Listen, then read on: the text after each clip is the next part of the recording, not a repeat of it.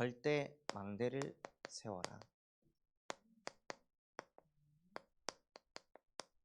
라는 제목을 가지고 하나님께 예배하도록 하겠습니다. 처음으로 이제 군산에서 이제 예배하는 그 내용이 같이 여수에 있는 분들하고 함께 예배를 드립니다. 이 예배를 통해 정말 저와 여러분이 누리셔야 되고 회복하셔야 될 게 무엇이냐면요, 신앙생활에서 가장 중요한 것은 바로 관계입니다. 내가 예배를 드리는 행위를 하는 게 중요한 것이 아니라요, 하나님과 나와의 관계가 회복되느냐 안 되느냐, 하나님과 나의 관계가 좀 더 돈독해지느냐, 좀 더 가까워지느냐, 이게 가장 중요합니다. 제가 결혼을 하고 나서 신혼부부 때 이제 저도 나중심, 사모도 나중심이니까 엄청 갈등이 심했거든요. 그래서 한번 이제 싸우고 나서 한 2주 동안 아무 말 안 하고 서로 각방을 쓰면서 이제 누가 화장실 간다 그럼 내가 화장실이 가고 싶어도 참고 있는 거죠. 그 화장실 갔다 오면 그때서 나도 화장실 가고, 그러다가 어쩌다가 소리를 잘못 들어가지고 거실에서 마주친다 그러면은 막 마음이 너무 불편한 거예요. 막 시선을 어떻게 처리해야 될지도 모르겠고, 막 너무 무표정으로 하자니 또 그렇고, 막 그렇다고 아무 일 없는 것처럼 막 웃자니 또 그렇고, 그러니까 관계가 무너지니까요, 그 가정이 지옥이 되더라고요. 너무 불편한 거예요. 원래 부부간의 관계는 서로 둘이 한 몸이 되더라, 원네스가 되는 게 부부와의 관계인데, 이 원네스가 안 되니까 너무 힘든 거예요. 그러니까는 밖에 나와가지고 다락방 해서 응답을 받고 와도 부부와의 관계가 무너져 있으니까 집에 오면은 마음이 막 답답한 거죠. 막 숨을 쉬어도 쉬어지는 것 같지 않은 그런 기분이 드는 거예요. 왜냐하면 함께가 되도록 관계가 형성됐는데 그 함께가 안 되니까 모든 부분이 문제가 오는 거예요. 그럼 하나님과 저와의 관계는 어느 정도일까요? 원래 인간을 하나님과 함께하도록 하나님께서 창조하셨는데 그 관계가 회복이 안 되면요, 너무 힘들 수밖에 없는 거예요. 다른 것 때문에 힘든 게 아니라 이 관계가 무너졌기 때문에. 그런데 관계가 언제 무너지냐면요, 약속을 안 지킬 때 관계가 금이 가기 시작합니다. 그냥 관계가 안 좋아지는 게 아니라, 전에 당신이 이렇게 하기로 했잖아 얘기했는데 그게 안 지켜져요. 그래서 참아요. 그래서 다시 기회를 줘요. 그런데 그게 또 안 돼요. 그럼 자꾸 약속을 안 지키고 안 지키다 보면요, 그 사이에 뭐가 딱 들어오냐면 죄가 들어옵니다. 죄라는 게 딱 들어가면요, 관계가 회복될 수가 없는 거예요. 이 죄가 딱 들어왔을 때 관계를 회복하려면 무엇을 해야 되냐면, 누군가가 회개를 해야 되거든요. 여보 내가 미안해, 잘못했어, 이래야 되는데 나 중심이 똘똘 뭉쳐 있으니까 잘못한 거 말하기 싫어, 미안하다고 말하기 싫어요. 나 중심이 너무 세니까. 근데 꼭 제가 잘못했을 때 무슨 지혜를 사단이 가져다 주냐면, 내가 용서했던 거가 머릿속에 막 떠올라요. 내가 용서를 해줬던 거, 내가 회개하지 않아도 넘어갔던 거, 그런 것들이 막 머릿속에 막 떠오르니까 더 회개하기 싫은 거죠. 더 미안하다고 말하기 싫은 거예요. 그러니까 당연히 죄 사함이 없으니까 관계가 회복되지 않을 수밖에 없는 거죠. 그래서 이 죄가 사라지고 이 관계가 회복되려면요, 이 죄가 없어져야 되는데, 그 죄는 죄 사함을 받을 때만 사라집니다. 내가 아무리 전에 내가 그래도 이렇게 해줬으니까 넘어가겠지, 내 속에서 아무리 합리화를 해도요, 죄 사함을 받지 못하면요, 마음속의 불편함이 떠나질 않아요. 그래서 이 죄 사함을 받아야 관계가 회복되는데, 인간관계에서는 회개를 해야 누군가 용서를 하는데요, 근데 하나님과 저와의 관계에서는요, 하나님이 이거를 생략하셨습니다.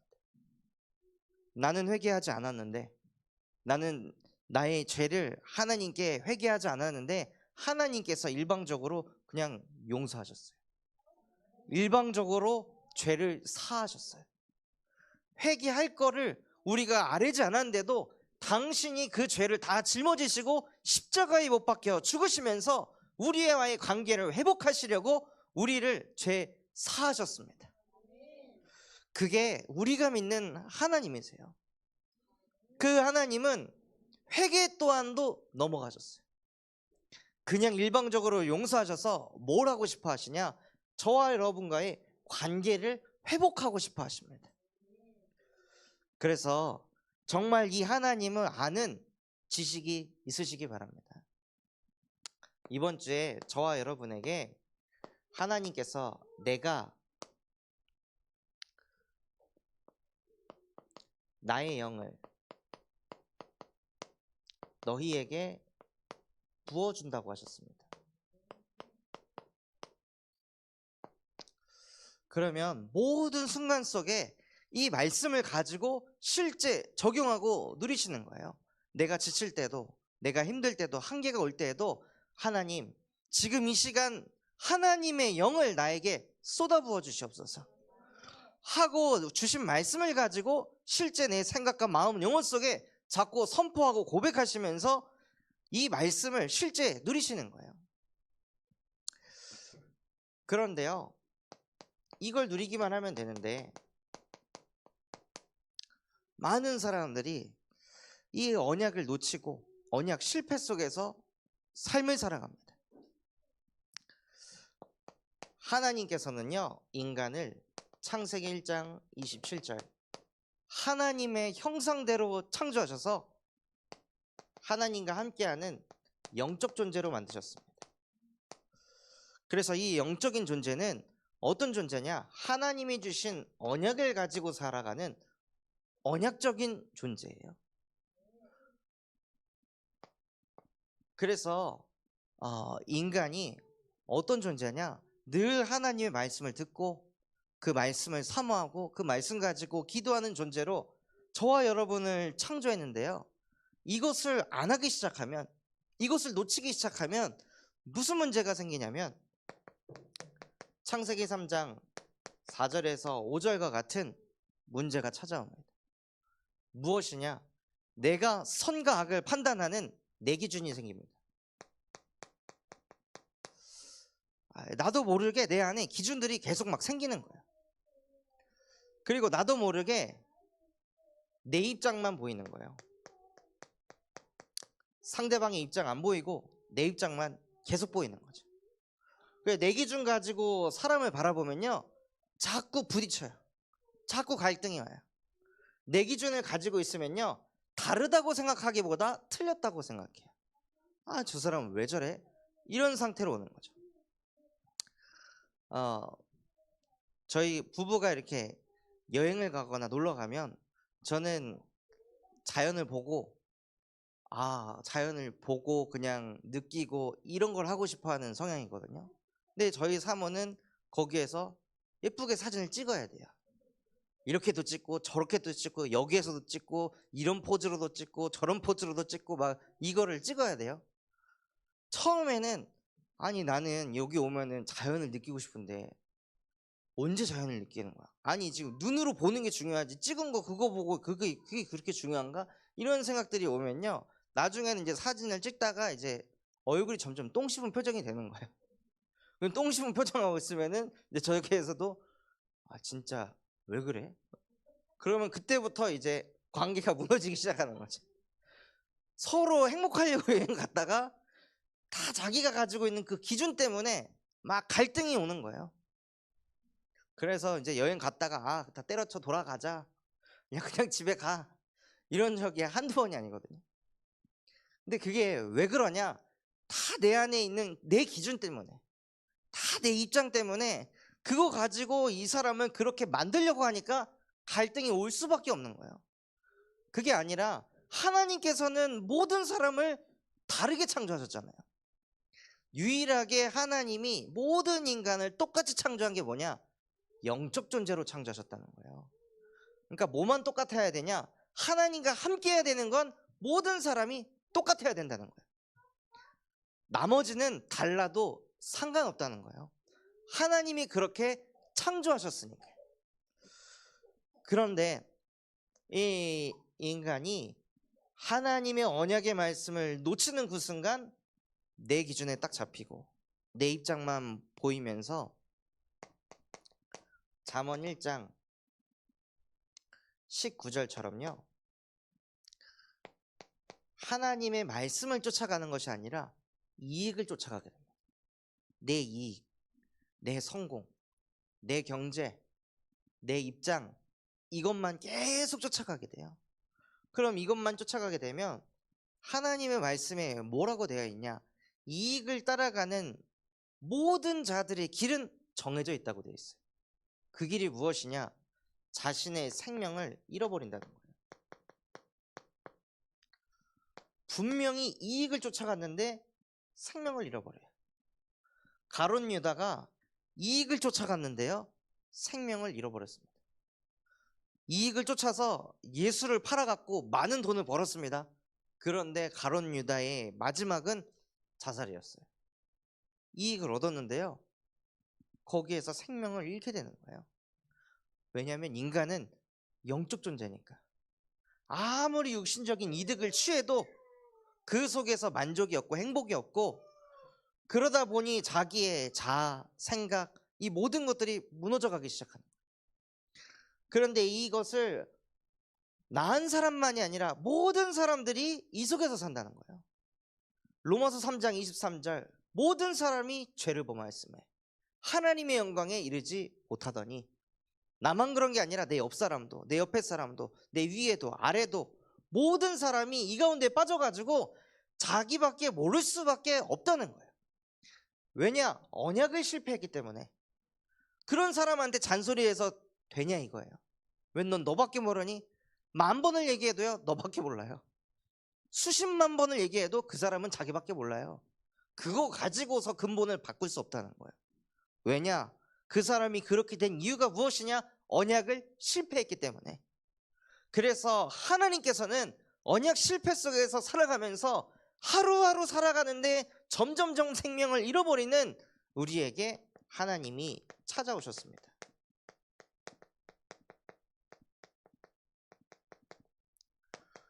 하나님이 저와 여러분을 찾아오셔서 무엇 하셨냐? 로마서 5장 6절에서 8절에 우리가 아직 연약할 때, 너무 연약하니까 자기밖에 모르는 거예요. 너무 연약하니까 내 주장대로 돼야 되는 거예요.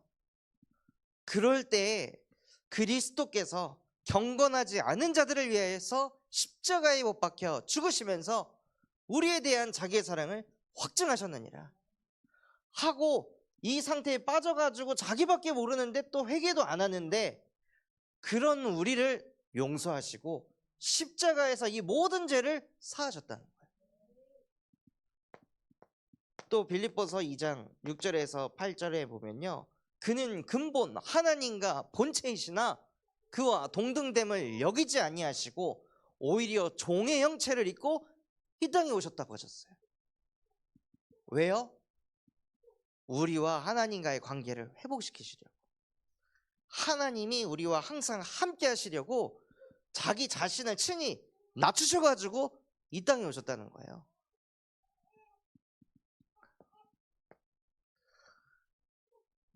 제가 제 수준을 필리비에 맞춰가지고 낮추기만 해도요, 뭐가 오냐면 현타가 와요. 이 기저귀 하나 이거 입히려고 하는데 막 얘가 이 왼쪽으로 뒤집고 오른쪽으로 뒤집고, 그럼 다시 다리 잡아가지고 막 하는데 막 울려고 하면 또 놔줘야 되고, 그러다 보면 막 한 3분이 지났는데도 기저귀 한쪽만 채웠어요.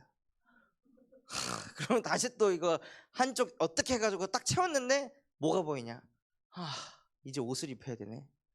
이런 생각이 들면요, 내 자신이 너무 초라해지고 너무 비참해져요. 그런데 하나님은 완벽한 존재이시고 흠이 없고 창조주이시고 제한이 없으신 분인데, 그런 분이 종의 몸에 자기를 집어넣어 가지고 우리를 살리시려고 이 땅에 오셨다는 거예요. 얼마나 답답하실까요? 그 육체 속에 있으시면서 어디나 존재하실 수 있는 영적인 존재이시고 창조의 능력을 가지고 계신 그 전능자가 육체 속에 자기를 가둬놨어요. 얼마나 답답할까요? 저도 그 초등학생 시절에 제가 한 40km 나갈 때 한 80km 되는 제 친구가 이불로 저를 감싸가지고 못 나오게 막 이렇게 가둘 때 한 5초 있으니까 미쳐버리겠더라고. 갇혀 있으니까 너무 답답해가지고. 그러니까 막 정신 돌아버릴 것 같고, 그래서 나오자마자 옆에 있던 나무 야구 방망이 가지고 친구 막 후려팼거든요. 지금 너 나 죽이려고 하냐 하면서 막 뒤집어져가지고 아무것도 안 보이는 거야. 걔가 저보다 싸움을 잘하는데도 그런 거 하나도 안 보이고 그냥 너 오늘 죽어봐 하고 이렇게 되는 거예요. 근데 그거 이상으로 하나님은 답답하셨을 거 아니에요. 근데 그 모든 답답함을 다 감내하면서까지 우리를 찾아오셨다는 거예요. 찾아오셔서 무엇 하고 싶어 하시냐? 마태복음 28장 18절에서 20절. 하늘과 땅의 모든 권세를 가지신 그리스도께서 세상 끝날 때까지 우리와 항상 함께 하시려고 이 땅에 찾아오셨습니다. 우리를 정죄하거나 판단하려고 오신 게 아니라 우리와 영원히 항상 함께 하시려고 이 땅에 찾아오셨다는 거예요. 그래서 진짜 저와 여러분에게 무엇이 있어야 되냐면요, 하나님과 함께하는 지혜가 있으셔야 됩니다.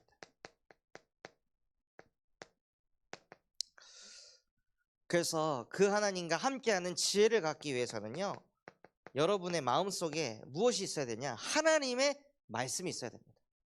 태초에 말씀이 계시니 말씀이 곧 하나님이라. 내가 하나님과 함께합니다 이런다고 하나님과 함께하는 게 아니라요, 그 하나님은 말씀이시기 때문에 말씀과 함께하는 게 참 지혜입니다. 그래서 그 말씀은 히브리서 4장 12절, 하나님의 말씀은 살아있고 활력이 있어서 우리의 영, 혼, 관절, 골수 모든 것을 찔러 쪼갠다고 했습니다. 말씀이 임하면요, 내 마음과 생각과 뜻이 지켜지는 거예요. 절대로 지킬 수 없었던 내 마음이 지켜지는 거예요. 오늘 새벽에 제가 일찍 일어나려고 전날 일찍 잤거든요. 일찍 자는데도 눈 떠보니까 불안해가지고 눈이 떠졌거든요. 눈이 떠지니까 5시 15분이에요. 왜 이렇게 됐지? 너무 당황스럽더라고요. 일찍 일어나가지고 준비하려고 일찍 잤는데 알람도 2-3개를 맞춰놨는데 하나도 못 듣고 왜 이렇게 얘가 나를 안 깨우는 거야 해서 눈을 떠봤는데 5시 15분이어가지고 너무 당황이 되고 어떻게 하지? 무조건 내가 설교해야 되는데. 그런데 그 불안하고 초조하고 두려운 그 마음일 때 무엇이 제 마음속에 딱 있냐면요, 하나님 이번 주 제게 약속하셨잖아요. 내가 내 영을 너에게 부어주겠다고. 지금 이 시간 두려움, 염려, 걱정이 아니라 하나님의 영으로 나를 충만케 하여 주시옵소서. 그래서 하나님이 하시는 것을 보게 하여 주옵소서 하고 말씀 가지고 잠깐 기도하고 선포하고 고백하니까요, 이 말씀 그대로 마음과 생각을 지켜주시는 거예요. 무엇을 해야 될지 판단하게 해주시더라고요. 또한 하나님과 함께 하실 때요, 무엇으로 함께 하시냐? 응답으로 함께 하시는 겁니다. 빌립보서 4장 6절에서 7절에 아무것도 염려하지 말고 다만 모든 일에 기도와 간구로 너희 구할 것을 감사함으로 아뢰라. 그리하면 모든 지각에 뛰어난 하나님의 평강이 그리스도 예수 안에서 너희 마음과 생각을 지킬 것이다. 그래서 말씀 가지고 여러분이 계속 기도하면요, 하나님께서 응답하십니다.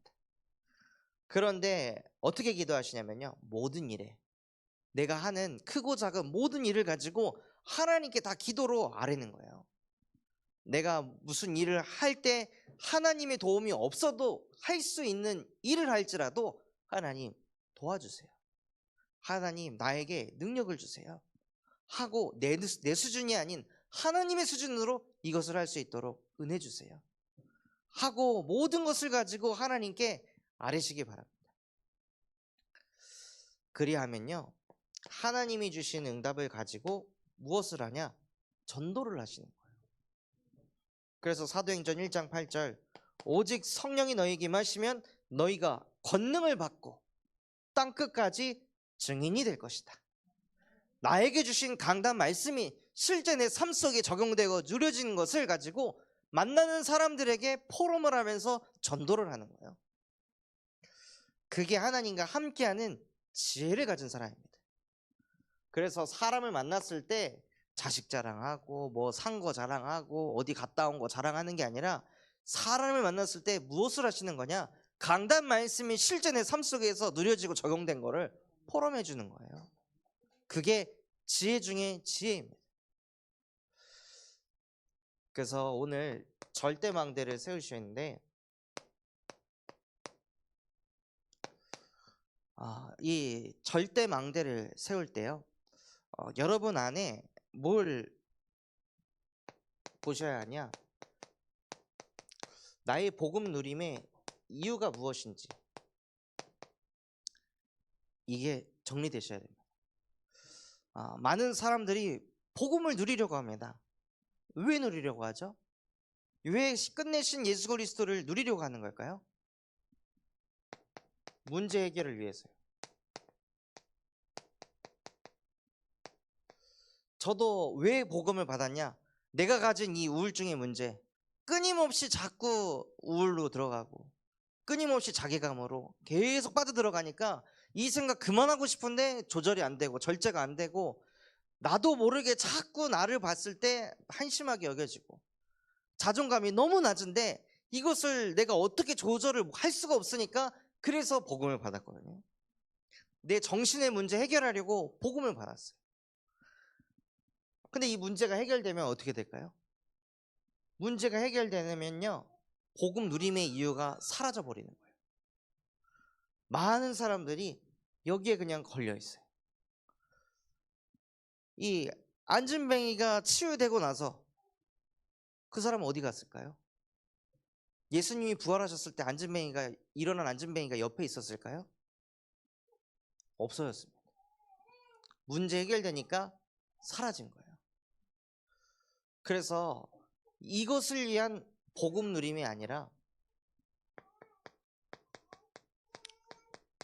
세상이 줄 수도 없고 알 수도 없는 참 평안을 누리는 복음을 누리셔야 돼요. 문제가 있든 없든, 문제가 해결되든 안 되든 그것과 상관없이 사도 바울은요, 자기가 가지고 있던 이 간질이, 하나님 이 간질 좀 치유해 주세요.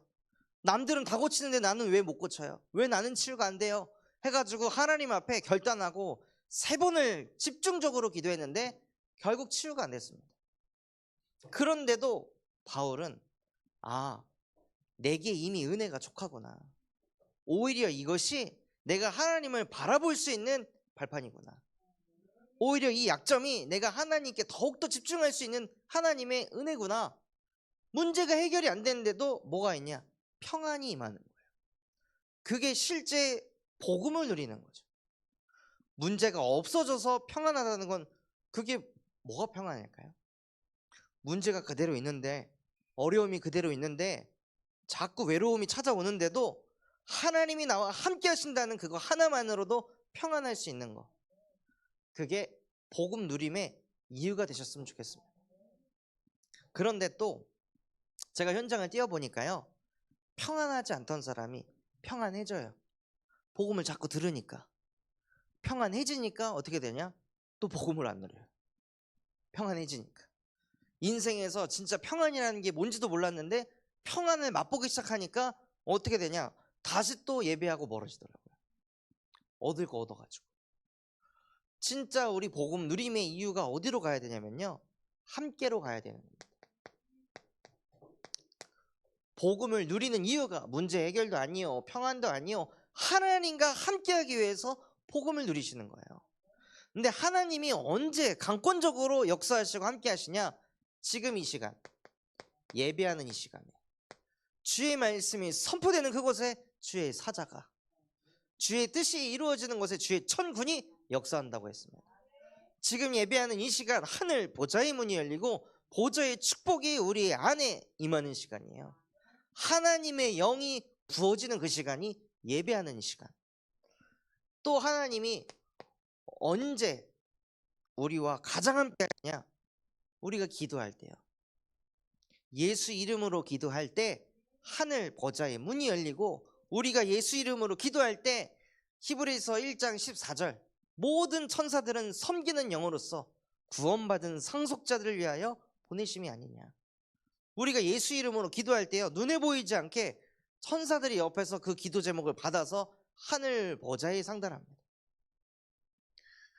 또 하나님께서 언제 강하게 함께 하시냐면요, 저와 여러분이 전도 현장에 있을 때, 누군가에게 복음을 전할 때요, 성령께서 역사하십니다. 성령이 아니고는 예수를 주라 시인할 수 없느니라. 그래서 전도 현장에서 무엇을 보실 수 있냐? 하나님이 살아계시는구나. 아, 진짜 하나님이 나와 함께 하시는구나. 이것을 전도 현장에서 보시는 거예요. 그러기 위해서는요, 무엇을 하셔야 되냐? 오늘 말씀에 여호와의 이름은 견고한 망대라. 그래서 저와 여러분이 망대를 건축하시는 겁니다. 어떻게 망대를 건축하시냐면, 예배를 통해 자꾸 하나님을 아는 지식을 계속 쌓으시는 거예요. 지식이 있어야, 아니 건물을 지을 때도 이 건물을 어떻게 지을지에 대한 지식이 있어야 건물을 지을 거 아니에요? 망대를 만들려고 해도 이 망대를 어떻게 만들지 지식이 있어야 망대를 만들 거 아니에요? 그래서 예배를 통해 하나님이 어떤 분이신지 계속 들으시는 거예요. 그래서 그 지식을 가지고 무엇을 하시냐? 기도를 하시는 거예요. 그래서 그 기도를 통해 무엇 하시는 거냐면, 하나님 이거 주세요 저거 주세요가 아니라 내가 가진 그 지식을 가지고 지식을 사용하시는 거예요.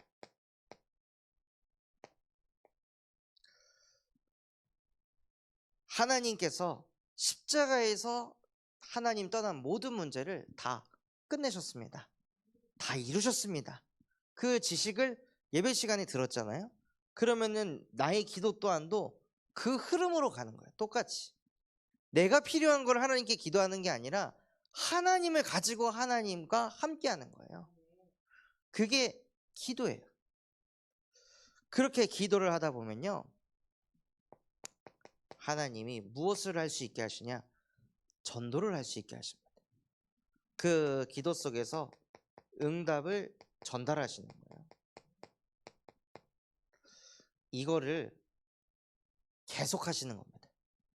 이거를 계속해야 망대를 계속 건축해 나가는 거예요. 뭐 이게 내 안에 망대 하면 망대가 갑자기 뿅 하고 건축되지 않을 거 아니에요? 망대가 세워졌다 하면 갑자기 망대가 막 세워져 가지고 빛이 막 뿜어지고 그게 되지 않을 거 아니에요? 그러니까 내 안에 망대를 계속 건축하는 게 내 삶 속에서 누려져야 된다는 거예요. 중요한 건요, 이 망대를 건축하는 과정이 있습니다. 그 과정 속에 마태복음 7장 25절, 건축을 할 때 항상 날씨가 좋을까요? 비가 내리고 창수가 나고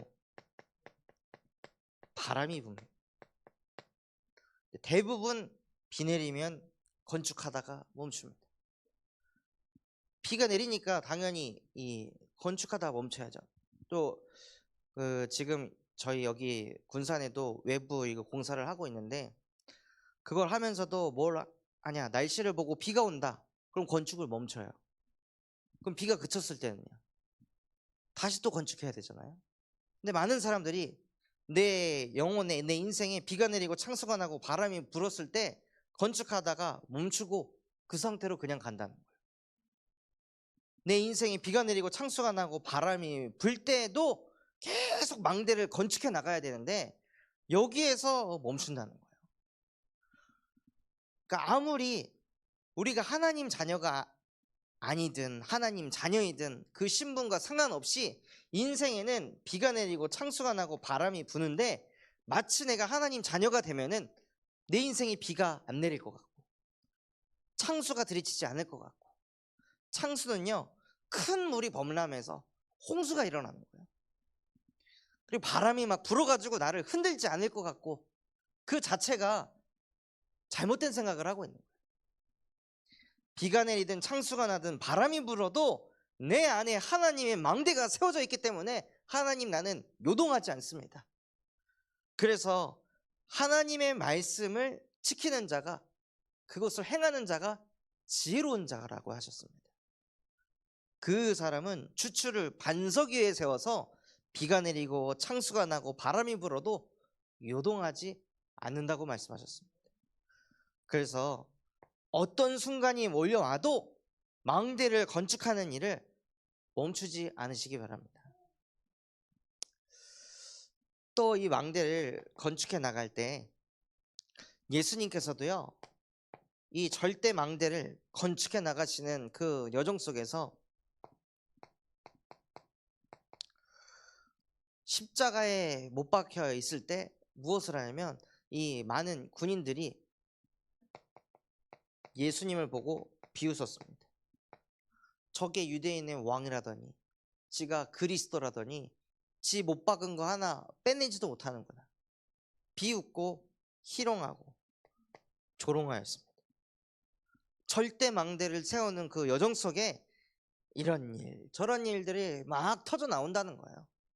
그런데 이것에도 요동하지 않고 망대를 계속 건축해 나가는 거죠. 그 망대를 건축해 나가면서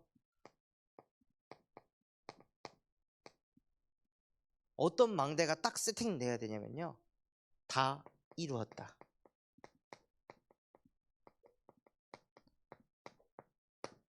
정말로 내 영혼 속에 심령 속에 하나님 떠나 생긴 그 모든 문제가 이미 십자가에서 완벽하게 끝났다. 나는 이것이 믿어집니다. 이 말씀이 내 것입니다. 라고 이게 실제 마음속에 부딪히고 믿어지잖아요. 그러면은 내 인생이 비가 내리고 창수가 나고 바람이 불어도요 이 말씀 구절 하나만 딱 생각해도 내 영혼 속에 하나님이 빛으로 역사하십니다. 아무리 내가 어려움 속에 있고 외로움 속에 있고 힘듦 속에 있어도요 절대 망대가 딱 세팅이 되면요 다 끝이야 라고 선포만 해도 빛이 비춰지는 거예요. 혹은 아니 지금도 하나님은 나와 함께 하십니다 라고 고백만 해도 내 영이 힘을 얻어요. 그러니 이 망대가 세워질 때까지 나를 살려야 되는 거예요. 어제 화요 집회 때 류 목사님이 그러시더라고요. 전도라는 글자만 봐도 자기는 힘이 난다고. 그 정도로 망대가 딱 세팅된 거예요.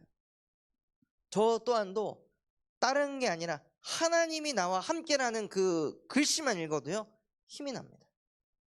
아무리 지치고 힘들어도 성삼위 하나님의 영이 지금 이 시간 나를 충만케 하여 주옵소서. 잠깐 기도해도 힘이 납니다. 그만큼 제 안에 망대가 세팅됐다는 거예요. 처음에 담임 목사님이 마가의 다락방에만 주의 성령이여 나의 영혼을 충만케 하옵소서 이렇게 기도하시는 걸 듣고 따라했을 때는요 힘이 안 나요. 나는 그게 안 오더라고요 저에게는. 근데요 그걸 계속해서 망대를 건축하니까 지금은 힘 빠졌을 때 마가의 다락방에만 주의 성령이여 지금 이 시간 내 영혼을 충만케 하옵소서 하는 즉시 하나님께서 힘을 주세요. 그래서 진짜 망대를 내 안에 건축하셔야 돼요. 그리고 나서 뭘 하시냐 절대 망대를 세우시는 겁니다. 절대 망대를 어디에 세워야 되냐면요 내 안에 절대 망대를. 그래서 우리 안에 절대 망대가 세워지려면 한번 망대를 만들어 놨다고 해서 그거 망대를 방치하면요 그 망대는 폐허가 됩니다. 그 망대를 자꾸 관리해야 돼요. 그러기 위해서는 나에게 오늘의 말씀이 있어요. 그래서 오늘을 살 때 하나님께서 강단을 통해 나에게 주신 한 구절 또는 한 문장, 그것을 내 영혼 속에다가 계속 세팅하시는 거예요. 그 현장에서 포럼을 들어보니까 어떤 분은 선한데 지혜롭고 악한데 미련하기를 원하노라. 그때 평강의 하나님께서 속히 사단을 너희 발 앞에 무릎 꿇게 할 것이다. 이 말씀을 딱 잡았어요. 그러면은 이걸 가지고 삶 속에서 모든 부분에다가 누리는 거예요. 내가 억울한 일을 당했을 때 이때 선하게 지혜롭게 하는 게 무엇일까? 이때 악한데 미련하게 하는 것은 어떤 생각을 하는 것일까? 하고 말씀을 가지고 오늘의 기도를 하시는 거예요. 근데 그 기도를 하는데요, 24 하는 겁니다. 이 한 구절, 한 문장을 가지고 24 계속 기도하는 거예요. 사람 만났을 때도, 뭐 현장에 갔을 때도, 무슨 일을 할 때에도, 핸드폰을 볼 때에도 이 한 구절, 한 문장 가지고 24 계속 기도하시면서 내 안에다가 뭘 하시는 거냐? 각인을 시키는 거예요. 각인이 돼야 뿌리 내리고, 뿌리 내려야 삶의 체질이 변해요. 그리고 나서 오늘의 전도를 하시는 겁니다. 오늘의 전도는 무엇이냐면요, 오늘의 말씀을 계속 24 누리다 보면 내 삶 속에 적용할 부분이 나옵니다. 그러면요, 말씀을 적용하잖아요. 그럼 뭐가 되냐? 신기하게도 그 말씀을 적용하면 답이 나는 사람을 하나님께서 만나게 하세요. 강단 말씀을 나한테 적용시켰는데 신기하게도 나랑 비슷한 상황 속에 있는 사람을 하나님께서 만나게 하셔가지고 이 사람도 이 속에서 어떻게 선택해야 될지 막 답이 없는데 딱 내가 적용을 하고 나면요, 하나님이 기가 막히게 그 사람과의 만남을 주십니다. 그럼 적용했으니까 뭘 하게 되시냐? 증인이 되는 거예요. 그래서 그 사람을 앉혀놓고 막 구원의 길을 그리면서 복음을 전하는 게 아니라 하나님이 내게 주신 말씀 가지고 기도하면서 응답받고 적용한 내용을 전달해 주는 거예요. 그러면요, 사람은 다 나중심이거든요. 이익을 쫓아요. 나도 저렇게 해봐야겠다. 이걸 느낀다니까요. 나도 저렇게 살면은 평안하지 않을까? 이걸 느낀다니까요. 그래서 내 안에 절대 망대를 세우시고 교회 안에 절대 망대를 세우시기 바랍니다. 교회 안에 절대 망대를 세우실 때 무엇을 하시냐면 교회 안에 영적인 분위기를 만드시는 거예요. 수요 예배 전에, 금요 예배 전에, 주일 예배 전에 잡담하는 게 아니라 앉아서 기도하는 겁니다. 그러면서 이 교회가 정말로 하나님께 예배할 수 있는 영적 분위기가 되어지도록 나 한 사람이 기도하고 있으면요, 사람들은요 느끼게 돼 있어요. 저 사람 기도하는구나. 그럼 방해하지 말아야겠다. 그럼 최소한 음소거를 하게 됩니다. 그래서 예배 전에 기도하면서 영적인 분위기를 만들고, 예배 전에 찬양을 하면서 나의 영혼이 하나님의 말씀을 받을 수 있도록 마음과 영혼이 활짝 열리도록 찬양을 하는 거예요. 찬양할 때도 뭐가 일어나죠? 악신이 떠나갑니다.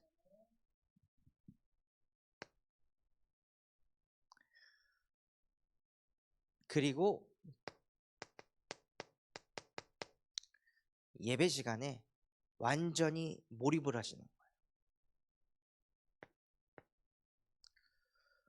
제가 그 중고등부 교사로서 청년부 시절에 이렇게 보낼 때가 있었는데, 제가 맡은 이제 렘넌트는 딱 예배 시작하면은 바로 이렇게 엎드려져요. 바로 엎드려가지고 이렇게 잠자다가 광고 시간 되면 눈 떠갖고 하품하면서 그러고 앉아 있거든요. 그 아이를 가지고 야, 예배할 때 예배 똑바로 드려야지. 이게 아니라 그 아이를 두고 기도하고, 그리고 그 아이 옆에서 무엇을 하냐? 예배를 하는 거예요. 예배를 할 때 매주 하나님의 말씀이 제게 들리니까 저도 모르게 막 눈물이 나고 아멘이 막 절로 나오고, 그러면서 이 렘넌트 옆에서 예배를 어떻게 드리는지 실제 예배자의 모습을 보여주니까요, 하나님의 때가 됐을 때 이 아이가 눈을 뜨고 예배를 드리고 아멘을 하고 필기를 하고 말씀이 막 들려지고 적용되어지는 그 흐름까지 가게 하시더라고요. 그러니까 내 옆에 있는 사람이 예배가 안 된다? 그러면 더 내가 예배 집중해야겠다. 누가 자꾸 졸고 있다? 그럼 내가 더 은혜를 받아서 그 은혜가 이 사람에게 뻗어가도록 만들어야겠다 하고 영적인 분위기를 바꾸시는 거예요. 그리고 교회에 절대 망대가 세워지면요, 망대에서는 빛이 비춰지거든요. 교회에서 빛이 무엇이냐? 관심이에요. 그래서 저희 교회 중직자분이 이제 육아 때문에 너무 힘들고 어렵고, 또 그 아이가 예배를 이렇게 불편해하고 이러니까 참 너무 감사하게도 이번 주일날 보니까 그 아이가 여기서 나 여기 안 들어갈래 이러고 막 버팅이고 있었어요. 근데 또 다른 중직자분이 와가지고 이모랑 같이 저기 가서 이거 하고 놀까 저거 하고 놀까, 그러니까 애가 네 좋아요 하고 바로 따라서 들어가는 거예요.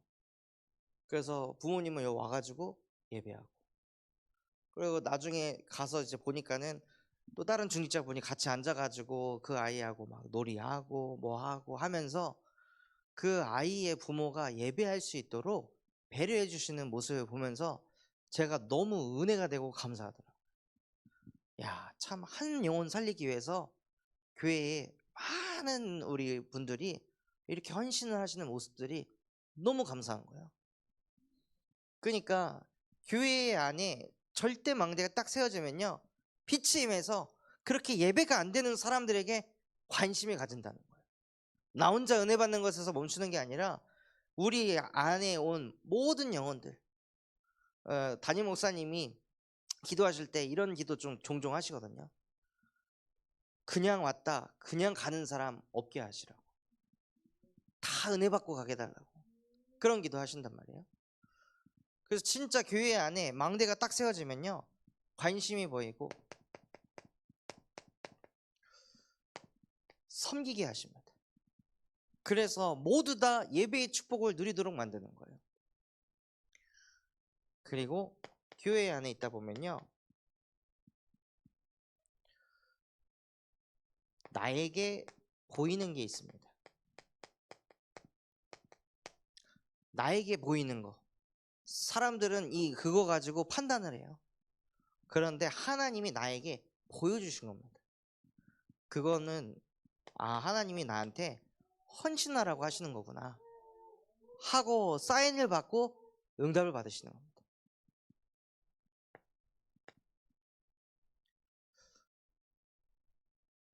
그리고 망대를 세우는데요, 현장에 절대 망대를 세우시는 겁니다.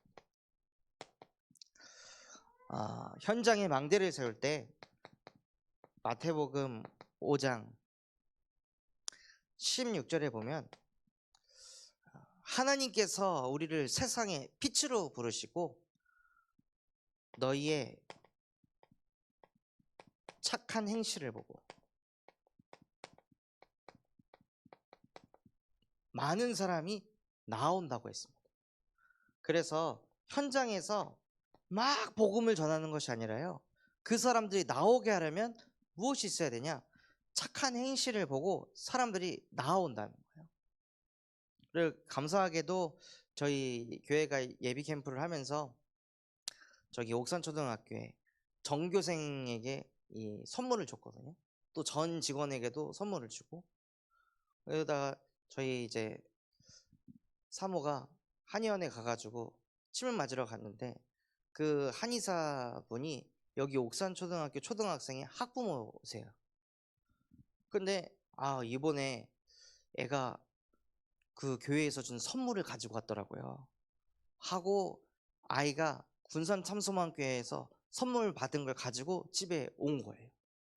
그래서 그거를 딱 받고 여기 젊은 교역자가 오시더니 역시 선물 주는 게 뭐 다르네 하면서 막 되게 좋아하시는 거예요. 그분만 느꼈겠어요? 거기 50여 명의 그 학생들의 부모분들이 뭔가 다 느끼셨겠죠. 그러니까 우리의 착한 행실을 이 지역에다가 계속 빛을 비추면요, 하나님께서 하나님의 일을 하신다는 거예요. 그리고 오늘도 예비 캠프 나와가지고 명함을 이제 저희 캠프팀이 받아왔는데, 여기 군산 옥산면에 그 노인회를 주관하는 회장님 만나가지고 저희가 여기 옥산면에 있는 경로당 15군데를 돌아다니면서 어르신들 몸 불편하신 분들 이렇게 몸도 풀어드리고 심리 상담도 해드리고 복음도 전하면서 전도하고 싶다고 하니까 너무 좋아하는 거예요. 자기는 여기 옥산 교회 다니는 사람이라고. 그래서 그런 일 하면은 너무 좋다고. 그러면서 뭐까지 제시해 주냐? 사각지대가 있다고. 경로당을 나오시는 분들은 그나마 괜찮은데 경로당을 못 나오시는 분들도 있다. 그 가정들도 좀 챙겨줬으면 좋겠다 하고 이런 얘기를 하시는 거예요. 아무도 가지 않는 곳, 모두가 외면하는 곳, 그래서 사각지대가 재앙지대가 되고 있을 그 현장에 우리 교회가 가서 치유 캠프를 한다면요, 이 지역에 어떤 일이 일어날까요? 그래서 현장에서요, 무엇 하시냐? 착한 행실을 계속 까는 겁니다. 진짜 복음을 들을 수밖에 없도록. 이렇게 착한 행실을 가지고 현장에서 빛을 비추고 있으면요, 어느 날 여호와의 영광이 내 위에 임하였고 나라들이, 임금들이 그 빛을 보고 나올 것이다. 이때가 언제냐면요, 여러분이 현장에서 계속 착한 행실을 하면서 빛을 비추고 있는데 어느 날 누군가가 여러분에게 고민을 이야기합니다. 어느 날 여러분에게 걱정거리를 얘기해요. 그리고 자기가 가지고 있는 많은 문제들을 소통하기 시작합니다. 이때가 하나님이 나에게 붙이셨구나. 내 안에 빛을 보고 그 어둠 속에 있는 사람들을 나오게 하셨구나 하고 느끼시고 무엇을 하시는 거냐면, 그때 받아야 될 응답이 사도행전 16장 14절에서 15절처럼 바울이 하는 말을 듣고 루디아가 뭔가 부딪힌 거예요. 부딪히고 나서 당신은 우리 집에 와가지고 거하면서 더 말씀을 전해주세요 하고 다락방의 문이 열렸습니다. 그래서 이 고민과 걱정과 문제를 가지고 있는 사람에게 복음을 가지고 답을 정확하게 딱 준다면요, 하나님께서 그 사람의 마음의 문을 열고 그 사람과 시간과 장소를 정해서 다락방의 문을 여시는 거예요. 그게 현장에 절대 망대를 세우는 겁니다. 요게 되려면요, 반드시 이게 돼야 됩니다. 내가 말씀을 가지고 적용하고 있고 응답을 계속 받고 있어야 무엇을 하실 수 있냐? 다락방을 지속할 수 있습니다. 구원의 길 메시지는 달달달달달달 외우면은 할 수 있습니다.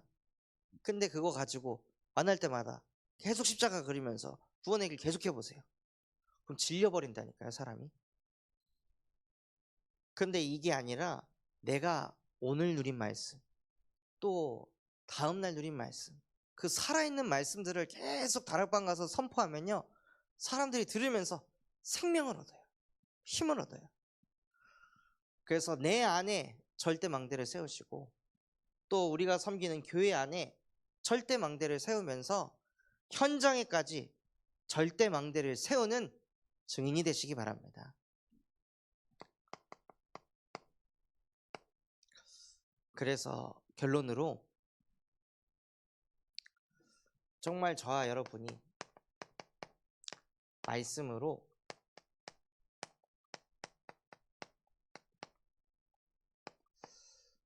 말씀으로 자꾸 깨지는 은혜가 있으시기 바랍니다.